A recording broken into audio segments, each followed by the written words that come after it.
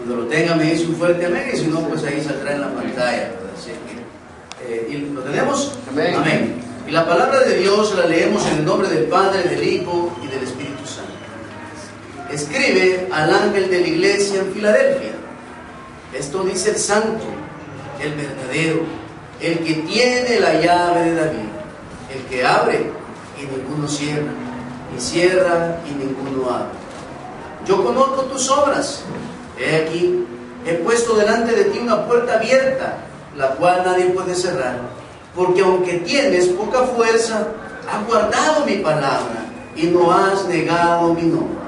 He aquí, yo entrego de la sinagoga de Satanás a los que se dicen ser judíos y no lo son, sino que mienten. He aquí, yo haré que vengan y se postren a tus pies y reconozcan que yo te he amado. Por cuanto has guardado la palabra de mi paciencia, yo también te guardaré de la hora de la prueba que ha de venir sobre el mundo entero, para probar a los que moran sobre la tierra. He aquí, yo vengo pronto. Retén lo que tienes, para que ninguno tome tu corona. Al que venciere, yo le haré columna en el templo de mi Dios, y nunca más saldrá de allí. Y escribiré sobre él el nombre de mi Dios, y el nombre de la ciudad de mi Dios, la nueva Jerusalén, la cual desciende del cielo, de mi Dios y de mi hombre nuevo. El que tiene oído, oiga lo que el Espíritu dice a las iglesias. Señor, te damos gracias, Padre, por este momento tan especial en el cual vamos a aprender de tu palabra. Pongo mi mente, mi corazón, mi voz, para que tu Espíritu Santo tome dominio de mi persona y seas tú, Señor, ministrando con nuestras vidas. Ayúdanos, Señor, a ser como esta iglesia. Esa iglesia, Señor, que tú esperas. Esa iglesia por la cual tú vendrás en un determinado momento. En un tiempo, Señor, que solo tú lo conoces. Pero mientras tanto, cada uno de nosotros tenemos que presentarnos todos los días delante de ti con vestidos resplandecientes, siendo, Señor, esa luz que nuestra sociedad necesita. En el nombre de Jesús, amén y amén. ¿Pueden sentarse? Hemos venido hablando durante todos estos días acerca del mensaje que Dios trae a la iglesia a través del mensaje a las 7 iglesias del Apocalipsis. En estos domingos anteriores hemos aprendido que el que trajo el mensaje a la iglesia de Filadelfia era el santo, el verdadero, aquel que hace más de 2000 años envió a su Hijo a que muriera por la humanidad. Hemos aprendido que este ser sobrenatural, que este Jesús que nos amó, venía de la raíz de ¿quién? De David. Y que Él se le entregó la llave de autoridad. Oiga bien, ¿por qué de autoridad? Porque en Él está la vida y está la muerte. Porque en la vida del creyente nada ocurre sin estar bajo la soberanía de Dios. Entonces, esta iglesia de Filadelfia nos viene a dar un claro ejemplo de la iglesia que Dios espera para venir a traer en el arrebatamiento. Solo para que se acuerde un poquito, estábamos hablando del fondo histórico y decíamos que estaba a 45 kilómetros al sudeste de Sardis. También Filadelfia hablábamos que significa amor fraternal, y aprendimos también que Filadelfia fue fundada por Atalo II, rey de Pérgamo, y reinó del año 159 al 138 antes de Cristo. En esta iglesia de Filadelfia vamos a encontrar ciertas características. Y las características que vamos a encontrar dentro de esta iglesia, oiga bien, que esta iglesia tenía buenas obras. O sea que por las obras se salvaban. No, las obras son parte ¿de qué? De nuestra fe. Si yo tengo a Cristo en mi corazón, si soy un nacido de nuevo, ¿qué espera ver la gente en mí? Buenas obras. Como decía Santiago, que la religión buena es la de visitar al enfermo, ayudar a la viuda y visitar a los presos. Entonces, una de las características de esta iglesia de Filadelfia es que tenían buenas obras. También dice que practicaba la palabra de Dios y que también la guardó. Entonces, mis amados hermanos, ¿cuántos de nosotros practicamos y guardamos la palabra de Dios? Y aquí se presenta igual que Santiago, diciendo que nosotros como hijos de Dios no podemos ser solo oidores de la palabra de Dios, sino que usted y yo debemos hacer ¿qué? Hacedores de ella. Y ser un hacedor de la palabra es que las personas de afuera del mundo puedan ver en mí que una nueva criatura. Yo ya no puedo seguir discutiéndome con mi vecino. Yo ya no puedo seguir teniendo esos altercados dentro de mi hogar, dando un mal testimonio, como lo decíamos el jueves. Llegamos de la iglesia y lo primero que hacemos en nuestra casa, ¿qué es? Es pelear. Porque alguien dejó un desorden, porque no quieren ir a comprar las tortillas, porque X o Y razón. Entonces, ¿qué nos manda Dios a través de esta iglesia? Que practiquemos la palabra de Dios. Y muchos creyentes tenemos el error, oiga bien, que practicamos la palabra ¿dónde? Afuera. Porque afuera todos ¿cómo somos? Todos somos amorosos. Allá afuera nos reímos con fulano. Allá afuera le decimos a la compañera de trabajo, qué guapa ha venido ahora. Pero ¿y en mi casa? En mi casa no lo hago. En mi casa no lo practico. En mi casa, como dicen por ahí, soy un ogro. En mi casa mis hijos no me quieren. Mi mujer está conmigo porque no le queda de otra. Pero si en esta mañana, como lo he dicho muchas veces, si a su esposa le dieran $1 millón, ¿cree que no se iría de su casa? ¿Ah? Pregúntele, vieja, si te sacaran $1 millón o te lo regalaran, siguieras conmigo. Si se tarda más de 3 segundos en contestarle, es porque es va, hermano. Es porque es va. Pero ¿a qué nos manda Dios? A practicar la palabra. Y practicar la palabra, mi amado hermano, es lo que más cuesta en esta vida. Practicar la palabra es, oiga bien, es lo que más le cuesta a un cristiano verdadero. ¿Por qué? Porque cuando usted quiere hacer lo bueno, el enemigo empieza a echarle zancadilla. ¿Cuántos en esta mañana, antes de venirse para la iglesia, no discutimos? No se enojó usted con un hijo.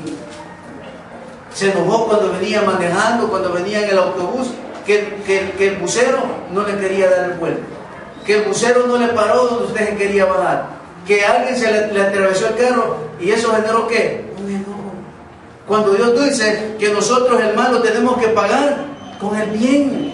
Entonces, esta iglesia tenía esa característica de guardar y practicar la palabra de Dios. Entonces, como creyentes, tenemos que guardar y practicar la palabra de Dios. Y por eso es que nunca me voy a cansar de decirlo. Lea la Biblia. Lea la Biblia. Esfuércese por leer la palabra de Dios. Un capítulo diario, pero léalo. Y vaya fijándose qué es lo que va leyendo. Porque muchos la leemos, pero la carrera, rapidito, vuelvo para salir de compromiso. Así no funciona. Tiene que ser despacio. Tomarme mi tiempo para aprender de la palabra de Dios. Levantarme 5 minutos antes. Y por eso dice en el Salmo, medita en la palabra de Dios. Y meditar en la palabra de Dios es que yo voy a reflexionar lo que está leyendo. Cuando usted agarra ese versículo dice, hay camino que al hombre le parece derecho, pero su fin es camino de muerte. Y usted viene y se pregunta, ¿será lo que estoy haciendo es agradable a Dios? ¿Será que el estilo de vida que estoy llevando junto a mi familia es el que le agrada a Dios? ¿Será que como estoy, oiga bien, tratando a mi cónyuge y a mis hijos es como Dios quiere que yo los trate? Pero si yo no guardo y atesoro la palabra de Dios, amada iglesia, no va a haber un cambio en mi familia. No va a haber un cambio en mi negocio. No va a haber un cambio en mi estilo de vida. Y voy a seguir viviendo y arrastrando otro 2017. Si el 2017 fue de amargura, el 2018 ¿cómo va a ser? ¿Va a ser igual o peor? ¿Cuántos sufrimos amargura en los estudios de nuestros hijos? 5, 4. Hoy más que 2, papá, qué alegría. Cuando se saca 6 es como que se sacara 10. Pero y nosotros como creyentes, teniendo la mente de Cristo, deberíamos de darle ¿qué? El ejemplo a nuestros hijos, ayudándoles, motivándoles. Ya leíste la Biblia, le dice usted al niño, y nosotros ni la hemos leído, ¿o no? Es como que yo venga aquí, haga el altar familiar y yo no lo hago en mi casa, hermano. Tenga su devocional y yo no lo tengo. Escuche sermones y yo no los escucho. Claro, usted cree y usted va a ir bien y el pastor para abajo. No, tenemos que marcar la diferencia y por eso esta iglesia es la que Dios ha dejado para ser que imitada por todo, oiga bien, por todos los tiempos hasta que Cristo venga. Y esta es una de las iglesias donde Dios no encontró ¿qué? Errores, sino que encontró a personas que estaban trabajando fiel para el Señor. Y también era una iglesia que tenía pocas fuerzas. Dice que cuando dice que tenía poca fuerza es porque a pesar de que había muchos, eran pocos los creyentes que entendían que los ministerios de la palabra de Dios. Igual que en nuestras iglesias, aquí podemos haber 200 hermanos. Estoy dando un número, pero de esos 200, ¿cuántos realmente vienen a buscar de Dios? ¿Cuántos venimos a la iglesia por una tradición?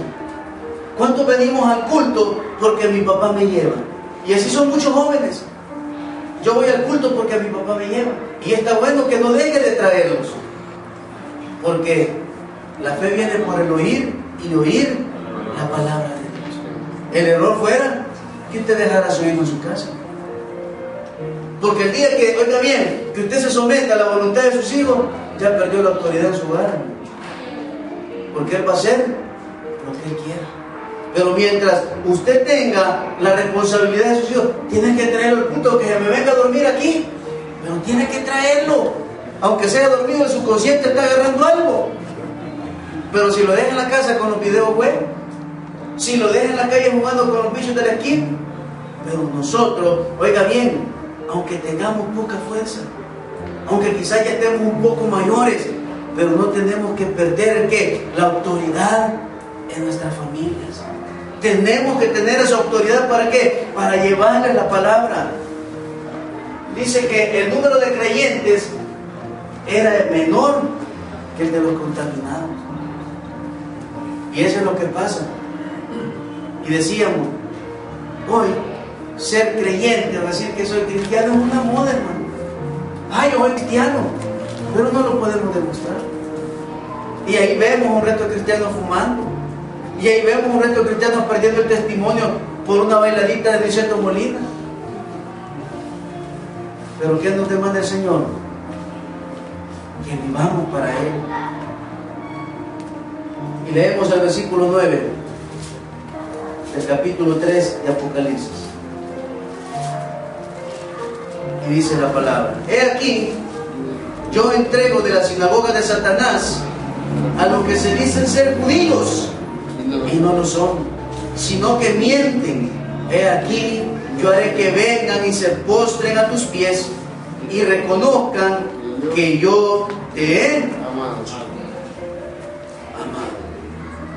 Dice que la congregación de Filadelfia en su mayoría se componía de judíos y eran perseguidas por la sinagoga de Satanás, la que calificaban a los judíos de apóstatas, alejados de Dios y de la ley, traidores de su pueblo. Esta sinagoga de Satanás, poniéndose ellos como ejemplo, oiga bien, de su fidelidad propia a Jehová y no abandonar el pacto mosaico. Entonces, esta sinagoga de Satanás estaba compuesta, oiga bien, por judíos que no creían que el Mesías ya había venido, que atacaban a los judíos convertidos. ¿Por qué? Porque ya no se circuncidaban, porque se habían olvidado de los sacrificios y porque estaban viviendo bajo la gracia de nuestro Señor Jesucristo. Pero Cristo mismo reveló su falsedad y señaló que ellos definitivamente eran sinagoga de Satanás, irreverentes, que dice, ante Dios. ¿Y por qué dice aquí en la parte del número 9? He aquí, yo haré que vengan y se postren a tus pies y reconozcan que yo te he amado.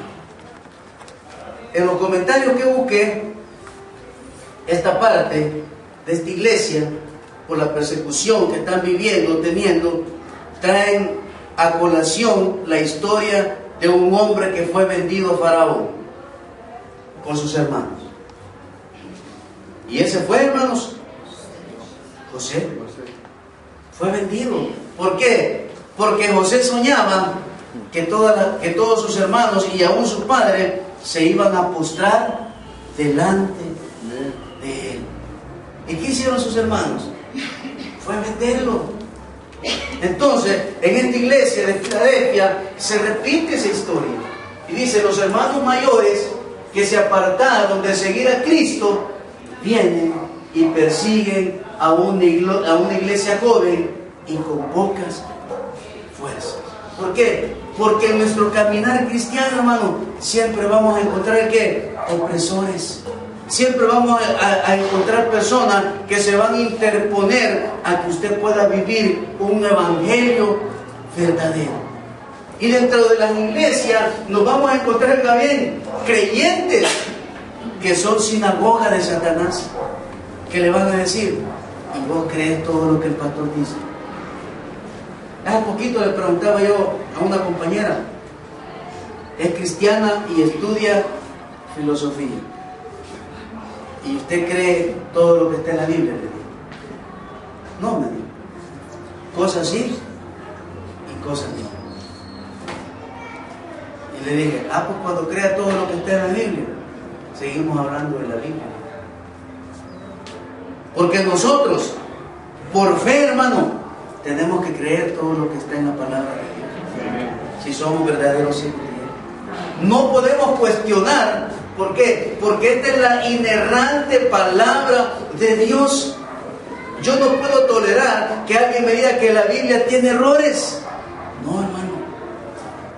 Y así nos encontramos muchos en las iglesias, a esas sinagogas de Satanás que nos dicen, hermanito, hombre, ¿quién dice que tomar es malo? Es malo emborracharse, es malo. Pero unas dos que triqui, esas no las podemos echar con boquita de sope jaiba. Solo imagínese, hermanito, ir al puerto y comprar un cóctel de concha y no tomarme una cerveza. Una no es ninguna. Lo malo es la borrachera. Y empezamos a encontrar creyentes que están haciendo la Biblia, ¿qué? A su antojo. Como dicen los de la Radio Progreso, la Biblia borrable. Entonces, yo veo un versículo aquí en la Biblia que ataca mi pecado, y ¿qué hago como creyente de la sinagoga de Satanás? Lo borro. Y digo, esto no va conmigo. Entonces, este lo elimino. Entonces, dentro de la iglesia encontramos esas sinagogas de Satanás. ¿Para qué te vas a congregar? No leas la Biblia, te vas a hacer loco. Uy, desde chiquito vas a hacer loco al niño. No, hermano. Y así encontramos personas dentro de la iglesia que el enemigo las utiliza ¿para qué? Para apartar del camino a los verdaderos creyentes. Y lamentablemente, si nosotros no tenemos una buena alimentación, caemos en las garras de estas personas. Y por eso es importante que nos alimentemos todos los días. Así como desayuno, así como almuerzo, así como ceno, así como tengo mi merienda, así como tengo mi refrigerio, también tengo que alimentarme ¿cómo? Espiritualmente. ¿Y de qué mejor manera me voy a alimentar si no es a través del pan de vida que está escrito en las Sagradas Escrituras? Yo le decía ayer a un hermano, ¿cuántos cultos escucha usted en el día?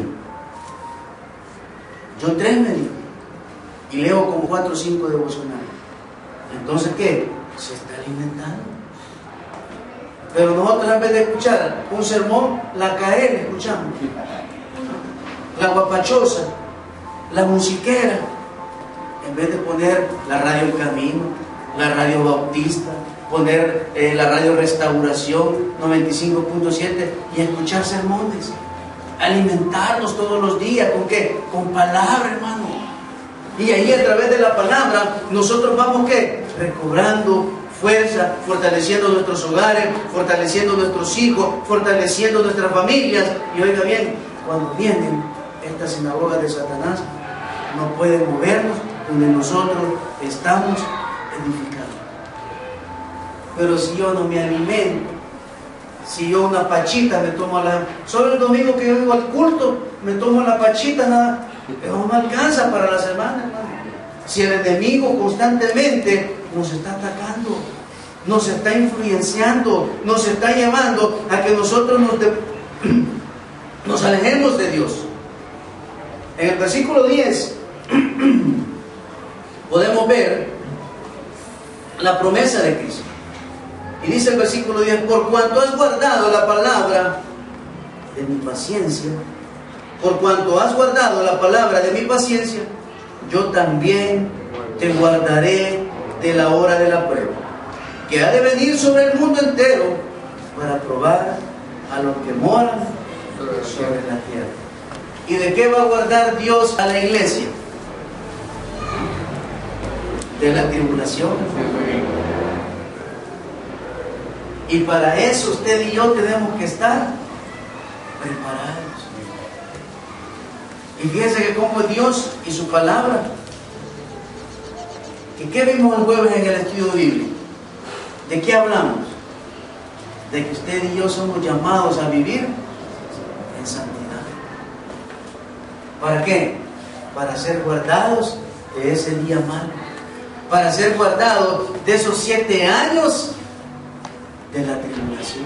Y muchos no creen, hermano. Es mentira, dicen. ¿Cómo vas a creer? Ay, se va a llegar en el momento. Lo mismo que le decían a Noé, ¿verdad?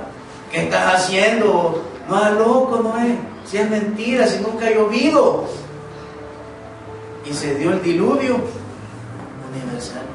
Y así nos dicen a muchos, vos te has lavado el coco con que Cristo va a venir, si es mentira. Si el hombre se ha inventado a Dios para calmar ¿qué? Un poquito la delincuencia aquí en el mundo. Pero se va a llegar ese día, hermano, donde todas estas personas van a llorar, donde todas estas personas van a decir, verdaderamente los aleluya, los evangélicos tenían la razón. Pero para eso, usted y yo tenemos que estar preparados. Tengo que estar seguro de que si en este momento suena la trompeta, esa silla va a quedar así. ¿Cuántos estamos seguros de nuestra salvación? Y oiga bien, la seguridad de mi salvación, ¿quién la sabe? Yo la sé. Y Dios. Yo no puedo juzgar a ninguno, a nadie. Este es salvo o no es salvo. Lo único que yo puedo remitirme a que la palabra dice que de modo que si alguno está en Cristo, nueva criatura es. Las cosas viejas pasaron. He aquí, ¿qué dice? O dice algunas. No todas. Todas son hechas nuevas. Entonces, si yo soy una nueva criatura y todo está hecho nuevo, la gente va a empezar a ver en mí frutos dignos de arrepentimiento. Esa es la seguridad del creyente. Esa es la seguridad que todo cristiano de las iglesias tiene que tener en su vida. ¿Para qué? Para saber que somos hijos de Dios. Porque muchos dicen, pero no lo son. Yo puedo decir que soy blanco, pero no soy blanco. ¿Ah? ¿Qué soy? Soy morenito, soy negrito. Pero en Cristo, ¿qué soy?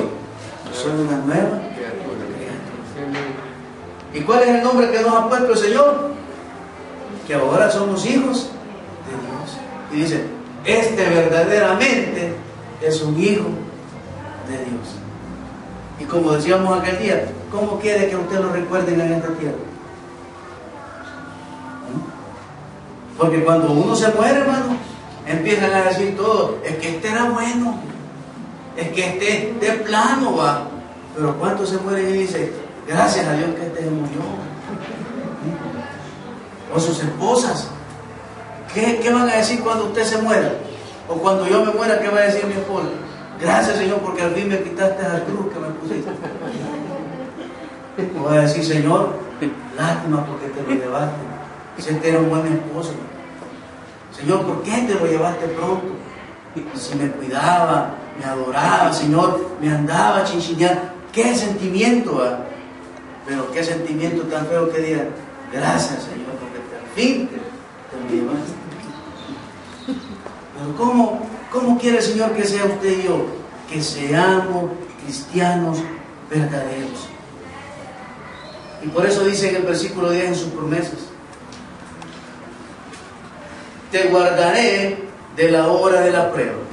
Y el Señor efectivamente, hermano, protege a esta iglesia en ese momento de las persecuciones que se estaban viviendo. En el tiempo de la persecución general de los cristianos bajo el imperio de Trajano y los mahometanos en el siglo I, todas las iglesias, oiga bien, sufrieron fuertemente.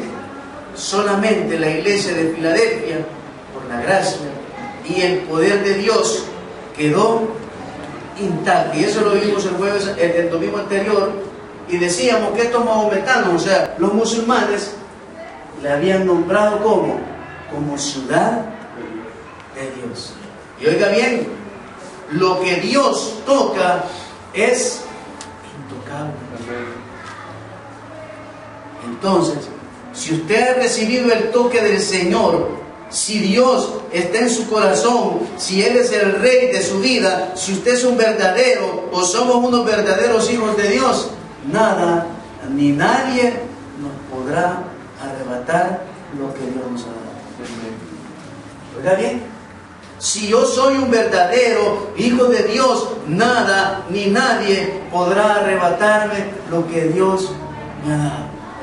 O sea que nadie me podrá quitar la casa. Es que no son bienes materiales, hermano. Mi salvación, nadie me la podrá quitar. Nadie. Ni la muerte, ni la lluvia, nada. ¿Por qué?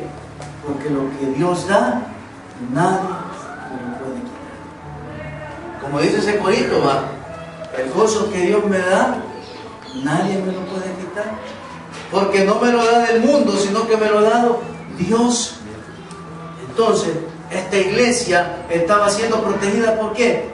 Por Dios. Hay un historiador que se apellida Egibón, menciona en su historia esta frase tantas veces y dice, intacta Filadelfia entre el estrago general en el Asia Menor. En todos sus escritos, este historiador menciona como un claro ejemplo a la iglesia de Filadelfia, que nadie la pudo tocar. Y eso es ni el enemigo. Eso quiere decir que esta frase se conecta, oiga bien, esta protección con las promesas de Cristo, de manera que el Señor es fiel en sus promesas, por eso podemos confiar plenamente en ellas. Entonces, nosotros como creyentes, como hijos de Dios, mis amados hermanos, tenemos que confiar y creer que Dios nos guardará, nos protegerá y oiga bien, y suplirá todas nuestras necesidades.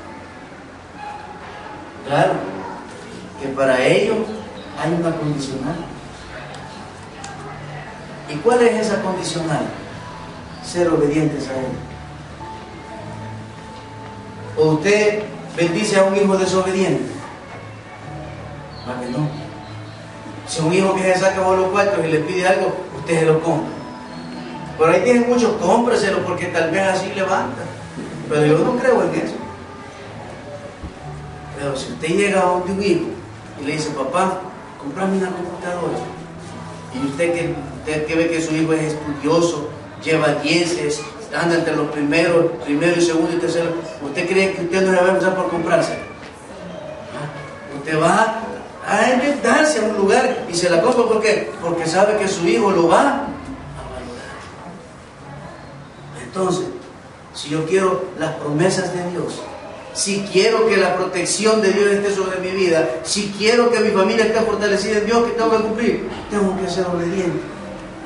¿Y obediente a qué? ¿A lo que dice el pastor? No, a lo que dice la palabra de Dios. Y si yo soy obediente, las bendiciones van a venir sin que yo las busque. ¿Y por qué dice eso? Porque mire lo que dice Lucas 1:37.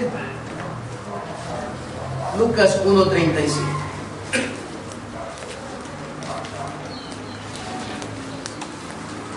Y dice, aquí va a aparecer: porque nada hay imposible para Dios. Entonces lo que yo anhelo, lo que yo necesito, ¿Dios me lo puede dar? Sí, me lo puede dar. ¿Dios puede restaurar su familia? Sí, la puede restaurar. ¿Dios puede darle la salud que usted necesita? Sí, se la puede dar. Dios, oiga bien, ¿Dios le puede regalar una casa? Sí, se la puede regalar. Yo he visto a alguien recibiendo casi el 40% de una casa que quería. Y una vez lo dije en un segundo. Fueron a ver si el banco les daba un préstamo. Y la casa valía, parece que $60,000. Y el banco les dijo, yo solo les voy a dar el 35,000 o 40,000. Y ella, ¿qué hacía si no tenía el resto? Y en un viaje que el papá de ella tuvo allá a Puerto Rico, allá fue de pícaro el señor y dejó un hijo allá. En un viaje que tuvo. Y 20 o 25 años después aparece ese medio hermano a visitarlo y decirle, yo soy hijo de tu papá. Ni la esposa sabía. Y se presentó ese joven y le dijo, ¿qué te pasa? Te veo angustiada, cristiana. Es que nos están pidiendo donde vivimos y el banco solo me da esto. No te preocupes, le dijo, yo al llegar a Puerto Rico te hago el depósito para que compres tu casa. Y la compró. Sí, la compró. ¿Y sabe qué me dijo ella? Yo no creía. Yo no creía. Yo dije, en los salvadoreños me voy a escupir, este joven es paja. Y siendo cristiana, hermano, no creía. Y dice que a la semana que el joven había regresado a Puerto Rico, le habló y le dijo, ya te hice el esposo. A los 15 días estaban comprando su casa. ¿Y quién hace eso, hermano? Dios. Pero ¿cuál es la condicional? Ser obediente. Y si yo soy obediente, hermano, como decía el pastor general, tengo carita con que hablarle al Señor. Decirle, Señor, tú conoces mi vida, trato la manera de ser un cristiano, de vivir para ti. Ayúdame, Señor. Vos sabés que yo necesito esto. Vos sabés, Señor, que el carro no lo quiero para andar planteando. Yo lo necesito como una herramienta de trabajo. La delincuencia está un poco, Señor, fuerte. Necesito cuidar a mi familia. Yo sé que tú nos guardas en el autobús. Regálame un carrito. ¿Usted cree que el Señor no se lo puede dar? Claro que se lo puede dar. No hay dice, pues, porque nada hay imposible. Pero primero tengo que ordenar ¿qué? Tengo que ordenar mi vida. Y alejarme, oiga bien, de esas sinagogas de Satanás que están influyendo negativamente mi cristianismo. Yo estaba yendo a jugar bien, basquetbol, y terminó un torneo y empezó el torneo navideño. Pero quieres o no jugando, ¿qué pasa? se enoja y le empieza a brotar el viejo hombre. Porque en el deporte así es, hermano. Más cuando uno ha ido pleitito y chúcaro para jugar, va a pegar un codazo y entonces... Y fíjese que ya en el torneo navideño, y yo lo he venido reflexionando, el Señor quizás me enfermó y me mandó esa bronquitis y esa tos y esa y nunca se me quitó, hermano, hasta quedamos ya eliminados del torneo navideño y ya me siento mejor. ¿Ah? Pero al principio no lo había reflexionado ni meditado, pero les digo, por algo el Señor nos mandó esta gripe para que ya no fuera a jugar, para que ya no fuera a perder mi testimonio, para ya no que fuera a gritar, ¡ah, quito pagado! ¿Verdad? Y está bien, de algo me guardaba el Señor, hermano. Así que, pero, ¿qué tengo que hacer yo? Obediente. Y muchas veces que quise ir a jugar, se me presentaron cenitas que no podía decir que no. Un hermano me dijo, ¿puedo llegarlo a visitar? Y ese día jugaba. Ah, dije yo, sí, hombre, venga. ¿Pero qué? Hasta hoy puedo ver que el Señor me estaba trayendo, ¿no? Me estaba dejando. Pero muchas veces nosotros, Dios nos habla. Dios, como dicen, nos agarra de la oreja y nos quiere traer al sendero y nosotros seguimos queriendo ir para el otro lado. Pero en esta mañana Dios nos dice que nos alejemos de la sinagoga de Satanás. Limpie sus amistades, hermano. Ahí pones en el Facebook mucho. Hoy voy a hacer limpieza en mi Facebook. Cerra ese y crea otro de un solo. Es la mejor manera de hacer una limpieza en el Facebook. Imagínate, usted tiene 1500 amigos en el Facebook y realmente solo tenemos 2 como sierva. Y muchos dicen, voy a hacer una limpieza de mis amistades. Lo más práctico, cierra el que tiene y habrá otro y va a limpiar todo lo que usted no necesita. Igual en nuestra vida espiritual. Mire, simplemente deje de ir donde está siendo contaminado. Dejemos de ir donde estamos siendo contaminados y lo que estas personas lo que hacen es influenciar negativamente en mi vida y me alejan de la voluntad de Dios. En esta mañana, esta iglesia de Filadelfia nos enseña a que tenemos que ser una iglesia resplandeciente, a que tenemos que cuidar la palabra, a que tenemos que atesorarla, a que tenemos que dar un buen testimonio, oiga bien, de que Jesús es mi Rey soberano y que todo lo que yo necesite, Él me lo puede dar porque nada es imposible para Él. Pero lo que yo tengo que hacer como creyente es ser obediente a la palabra de Dios. ¿Y por qué, pastor? Porque solo en Cristo somos más que vencedores. Denle un buen aplauso al Señor. Padre, te damos gracias por tu palabra. Amado hermano, si quieres aceptar a Jesús como tu único Salvador personal, te invitamos a repetir la siguiente oración. Señor Jesús, reconozco que he pecado contra ti. Te pido que perdones todos mis pecados. Yo creo que tú moriste por mí en la cruz, resucitando al tercer día para lavar mis pecados y sanar todas mis heridas. Señor Jesús, hoy te entrego mi vida y abro las puertas de mi corazón para que tú me transformes. Yo confieso que tú eres Dios y te acepto en mi vida como Salvador personal. Lávame con tu sangre preciosa y escribe mi nombre en el libro de la vida. En el nombre de Jesús. Amén. Si repetiste esta oración, te invitamos a que te congregues a la iglesia cristiana más cercana o busques ayuda con algún amigo o familiar que sea creyente y te pueda orientar en esta nueva etapa de tu vida. Felicidades, has tomado la mejor decisión.